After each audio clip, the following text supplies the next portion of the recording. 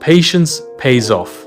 In a small village nestled between two green hills and a winding river, lived Ramu, a humble potter known for his calloused hands, quiet nature, and unmatched dedication to his craft.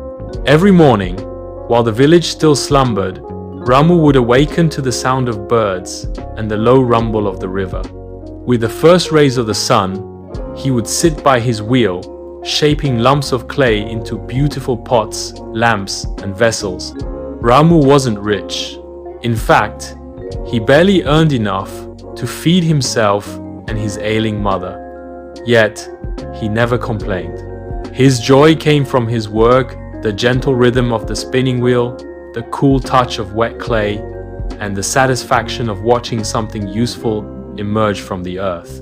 But times were changing. Plastic goods from the nearby town were flooding the village market. Clay pots, once essential, now stood unsold. Other potters gave up and moved to the city in search of labor jobs. Ramu remained, clinging to his wheel and to his belief that craftsmanship and tradition had their place in the world. One summer, the monsoon arrived early and with a fury the village hadn't seen in years. Torrential rains pounded the earth for days. Ramu's modest home, made of mud and bamboo, caved in.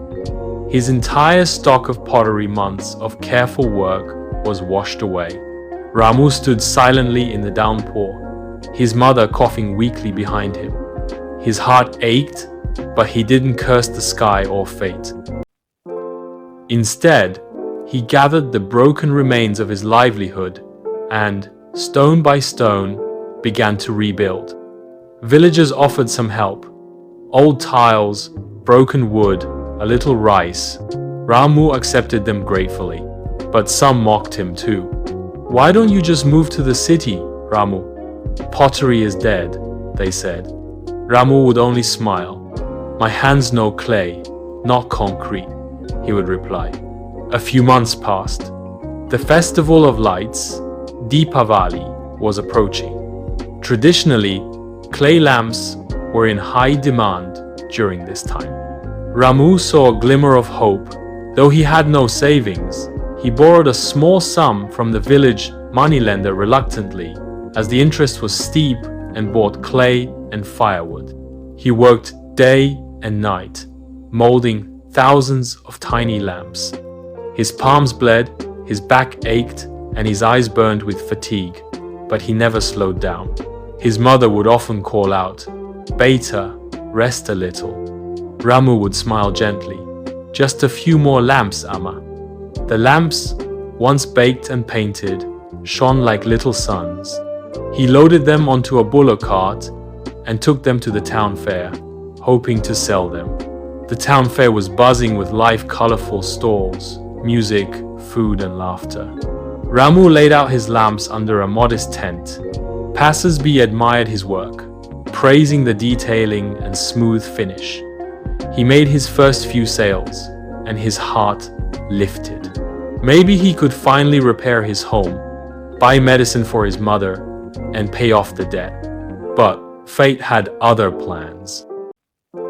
That evening, a group of children playing with sparklers knocked over a firecracker onto his stall. In seconds, flames consumed the oil-painted lamps. Ramu tried to save them, burning his hands in the process.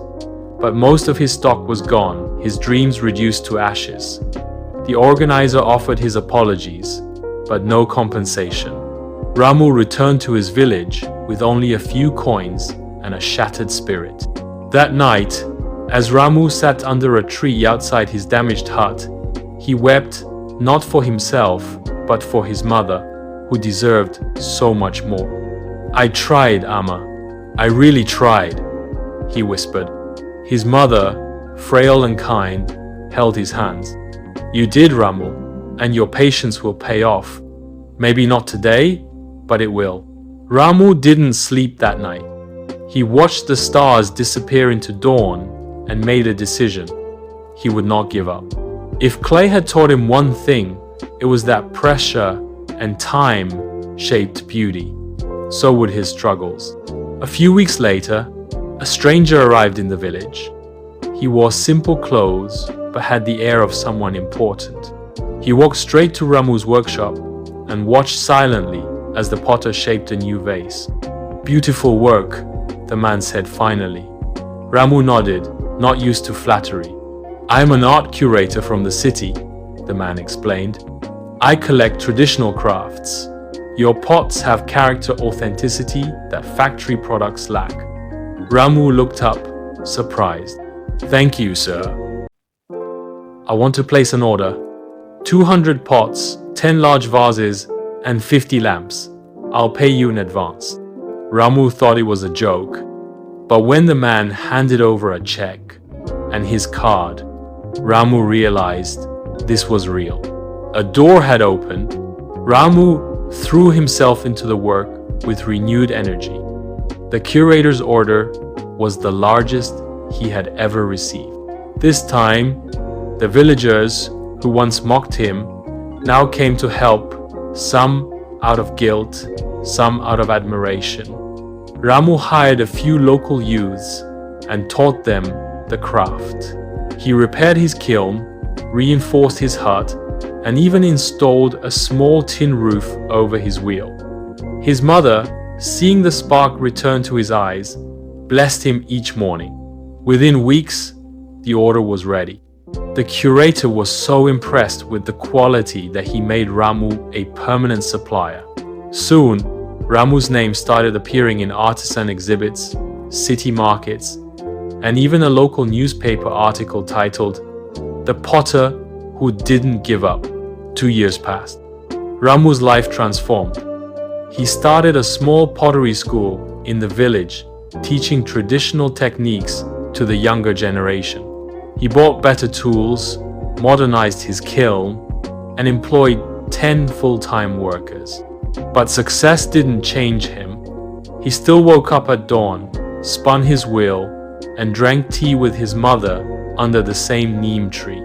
When asked by a reporter what had kept him going, Ramu simply said, "Patience. Clay needs time to become strong. So do people. You just have to keep turning the wheel." Years later, Ramu became a respected figure across the region. His school produced dozens of skilled potters, many of whom opened their own workshops. Tourists visited the village just to see Ramu's studio. Some came to learn, others just to meet the man whose story inspired them. His mother passed away peacefully, knowing her son had built a life of dignity and respect. Ramu planted a banyan tree in her memory, right next to his workshop. Beneath it, he set a clay bench, his own creation, where he often sat and watched the sunrise. Ramu never moved to the city, despite many offers. "My roots are in this soil," he would say, touching the earth, and roots should never forget their ground. On the 25th anniversary of his pottery school, Ramu was honored by the president of the country with a national award for preserving traditional art. Dressed in his simple kurta, Ramu stood on the grand stage, uncomfortable with the limelight. When he spoke, he didn't talk about money, fame, or awards. He said, "In every lump of clay, there is potential, but you must give it time.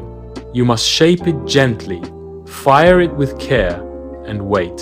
That's what life is too, a slow wheel, a waiting game. Patience is not about doing nothing, it's about doing the right thing, without rushing. Because in the end, patience always pays off." The audience rose in applause, not just for his words, but for his journey.